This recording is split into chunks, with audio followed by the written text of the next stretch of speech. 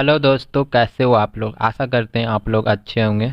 दोस्तों, हम लोग इस वीडियो में बिहार बोर्ड का क्लास 6 का जियोग्राफी भूगोल का जो कि बुक का नाम है हमारी दुनिया, उसका अध्याय नंबर 8 का चैप्टर जिसका नाम है हमारा राज्य बिहार का जितना भी अभ्यास में क्वेश्चन है वो सारा इस वीडियो में सॉल्व करेंगे क्वेश्चन आंसर। तो चलिए वीडियो स्टार्ट कर लेते हैं। तो दोस्तों, इसमें पहला प्रश्न है। प्रश्न पहला का पहला है, रबी फसलों के लिए मशहूर ताल क्षेत्र अवस्थित है।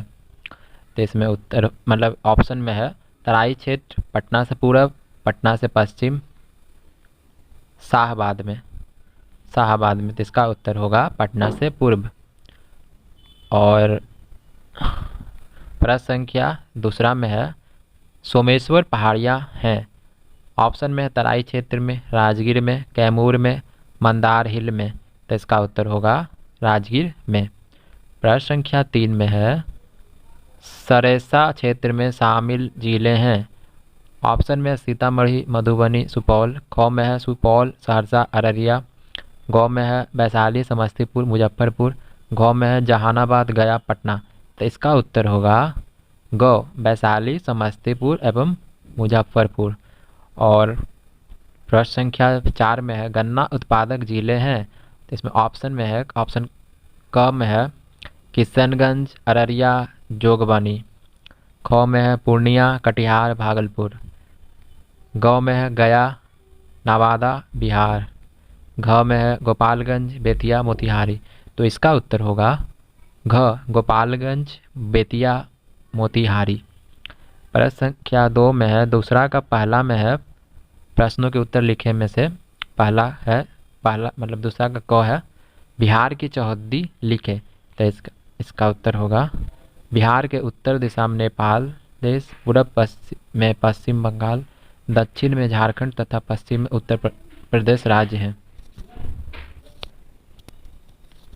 प्रश्न संख्या ख में है, ताल क्षेत्र की विशेषताओं का वर्णन करें। तो इसका उत्तर हम लोग लिखेंगे, ताल क्षेत्र में किसी का भी घर नहीं होता है।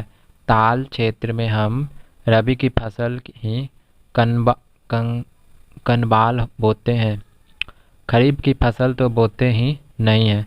बरसात में नदियों का पानी का बड़ा हिस्सा पूरे इलाके में दूर दूर तक फैल जाता है और एक बड़ा ताल सदृश दिखाई देता है, उसे ही ताल क्षेत्र कहते हैं। अक्टूबर के महीने में जब सारा पानी धरती सोख लेती है और जमीन दलदली होती है, तब हम इनमें दलहन और रबी की फसलों को बो देते हैं। इनमें चना, मसूर, सरसों, तीसी, गेहूं होता है। मिट्टी दलदली होने के कारण रबी की ज़बरदस्त फसल होती है।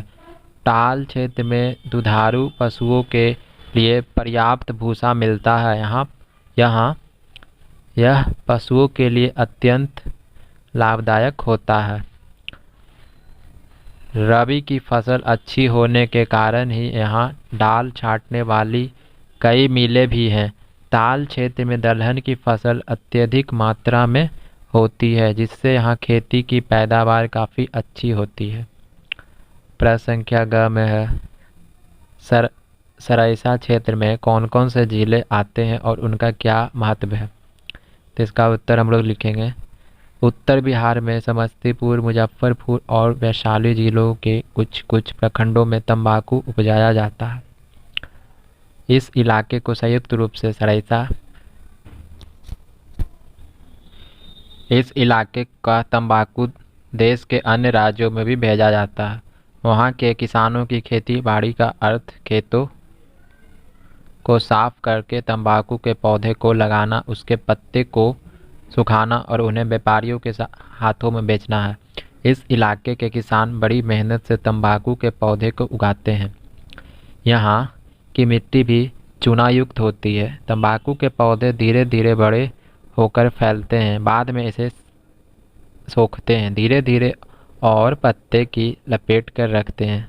चूँकि सराइसा इलाके के तंबाकू काफ़ी कड़कदार होते हैं, इसलिए तंबाकू बेचने वाले सराइसा के नाम का इस्तेमाल तंबाकू को प्रभावशाली बनाने के लिए करते हैं। और प्रश्न संख्या घ में है, बिहार की ज़्यादातर चीनी मिलें उत्तर बिहार में है, क्यों? तो इसका उत्तर हम लोग लिखेंगे, बिहार की ज़्यादातर चीनी मिलें उत्तर बिहार में हैं क्योंकि उत्तर बिहार में नेपाल की पहाड़ियों से पानी बहकर आता है और मिट्टी में चूने का अंश चला जाता है। यह मिट्टी ईख की खेती के लिए उपयुक्त है और यहाँ भारी मात्रा में ईख की खेती की जाती है। उत्पादन होने से उसकी पैदावार भी अच्छी होती है। एक बड़े किसान अकेले 100 ट्रैक्टर गन्ने बेचते हैं और किसानों के गन्ने खरीदने के लिए मिलें तैयार रहती है और उन्हें नकद पैसा भी देती है। इसलिए यहाँ के किसान गन्ना उपजाना पसंद करते हैं। किसान भी गन्ने के फसल एक ही खेत में बार बार लगातार उपजाते हैं, जिससे यहाँ उसकी खरीद बिक्री भी ज़्यादा मात्रा में होती है। चीनी मिलें उन गन्नों से रस निकालकर चीनी बनाई जाती है। प्रश्न संख्या 4 में है, बाढ़ का पानी उतरते ही गाँव एवं घरों की प्राथमिक ज़रूरतें क्या होती होगी? तो इसका उत्तर हम लोग लिखेंगे, बाढ़ का पानी उतरते ही गांव एवं घरों की प्राथमिक जरूरत अपने मवेशियों को ऊंचे स्थानों पर रखकर सुरक्षित करते हैं। ऐसा इसलिए कि बाढ़ का पानी इनकी मवेशियों को बहा न ले जाए। बरसात के दिनों में वे लोग बाढ़ से बचने के लिए तटबंधों और स्परों पर रहने चले जाते हैं। उसकी प्राथमिक ज़रूरत अपने और अपने मवेशियों को सुरक्षित जगहों तक पहुंचाना, जिससे अपने मवेशियों की जान बचा सके। इसलिए वे फूस और प्लास्टिक के काम चलाऊ छत और दीवार बनाकर रहते हैं। घरों को छोड़कर तटबंधों पर जाने से पहले खेतों में मनीजर के बीज छींट देते हैं। बाद में बाढ़ का पानी उतरने पर मनीजर के पौधे डंडाल के रूप में तैयार हो जाते हैं। डंडाल के रूप में तैयार हो जाते हैं। इस प्रकार वह अपने आप को तैयार करते हैं, जिससे वह अपना बचाव कर सके। नेक्स्ट प्रश्न में है, बरसात में उत्तर बिहार के लोगों को किस प्रकार की कठिनाइयाँ झेलनी पड़ती है? तो इसका उत्तर हम लोग लिखेंगे, बरसात में उत्तर बिहार के लोगों को वर्ष में लगभग 3 से 4 महीने दोहरी जिंदगी जीते हैं। बाढ़ का पानी बढ़ने से परेशान लोगों को अपने घरों को छोड़कर तटबंधों और स्परों पर रहने के लिए जाना पड़ता है। सबसे पहले अपने मवेशियों को बचाने के लिए उसे ऊंचे स्थानों पर रखकर सुरक्षित करना पड़ता है, जिससे वह बाढ़ के पानी में बहकर कहीं चले ना जाएं। गांव से पानी उतरते ही लोग वापस गांव में आते हैं और फिर 8 महीने के लिए फिर से गृहस्थी जमाते हैं। फिर अगले साल 4 महीने बाढ़ की विभीषिका झेलने को तैयार रहना पड़ता है। बरसात के मौसम में प्रदेश के अलग अलग हिस्सों में जनजीवन पर बहुत ही गहरा असर पड़ता है। बरसात में किसानों, गरीब मजदूरों पर अन्न, जल और आवास की समस्या उत्पन्न हो जाती है। नेक्स्ट प्रश्न में है, बाढ़ से बचाव का क्या समाधान है? तो इसका उत्तर हम लोग लिखेंगे, बाढ़ से बचाव का निम्न समाधानों को अपनाकर बाढ़ से बचाव किया जा सकता है। पहला, बाढ़ से बचने के लिए हमें अपने घरों को छोड़कर किसी दूसरे स्थान पर सुरक्षित पहुंचना चाहिए। दूसरा लिखेंगे, अपने मवेशियों को किसी ऊंचे स्थानों पर ले जाकर रखना चाहिए। गाँव में लिखेंगे, अपनी ज़रूरतों की चीज़ों को पहले से ही अपने पास उपलब्ध करा लेना चाहिए, जिससे सही समय पर उसका उपयोग कर सके। नेक्स्ट है, बाढ़ की समस्या का सामना हम लोगों को एक साथ मिलजुल कर करना चाहिए। नेक्स्ट है बाढ़ से बचने के लिए हम लोगों को भूमि अपरदन की क्रिया को रोकना चाहिए।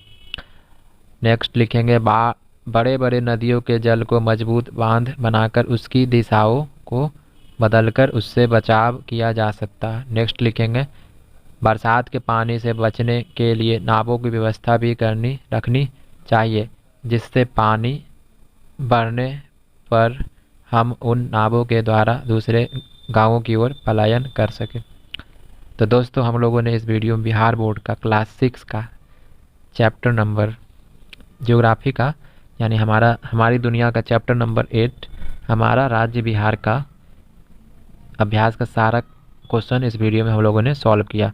तो अगर वीडियो आपको ज़रा सा भी हेल्पफुल लगा तो आप प्लीज़ आप हमारे चैनल को सब्सक्राइब कर लीजिए, और ऐसे ही इंफॉर्मेटिव एंड एजुकेशनल वीडियो देखने के लिए आप अपने दोस्तों को भी इस वीडियो को शेयर कर सकते हैं, और इस वीडियो को भी आप लाइक कर दीजिए ताकि औरों को ये वीडियो मतलब इसका रीच अच्छा हो जाए। तो मिलते हैं अगले वीडियो में दोस्तों।